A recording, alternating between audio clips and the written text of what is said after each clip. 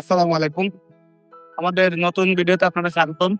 তো আজকে আমরা আপনাদের দেখাবো জাপানের বিখ্যাত যে পার্সিমন ফল যেটা আছে গাব, যেটাকে বলি আমরা এই যে দেখেন এই যে গাব। এবং এটা কি পরিমাণ ফলন ধরছে, আপনি ছোট একটা গাছ আর গাছের গোড়াটা একটু দেখাই ভাই, ছোট্ট একটু গাছ, বাট মাটি কতটা উর্বর এটা দেখেন। এটা ভেঙে পড়ে যাচ্ছে, কিন্তু এটা যদি না দেয় কি পরিমাণ ফল ধরছে একটু দেখলে বুঝতে পারবেন। আসলে এইটাও একটা গাছে কয়দিন পরে ফল এক ঠিক এত বড় বড় এক একটা ফল হবে।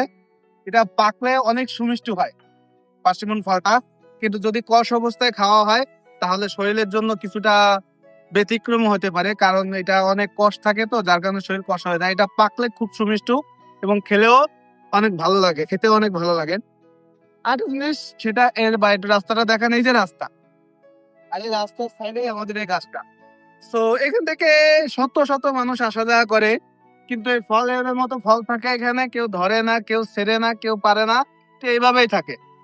আসলে এটা আমাদের জন্য একটা শিক্ষা হতে পারে যে আমাদের দেশে অ্যাভেলেবেল ফল গাছ যদি লাগানো হয় রাস্তার পাশে, সেই ফল গাছের জন্য আলাদাভাবে প্রোটেকশন ব্যবহার করা হয়, প্রোটেকশন দেওয়া হয়।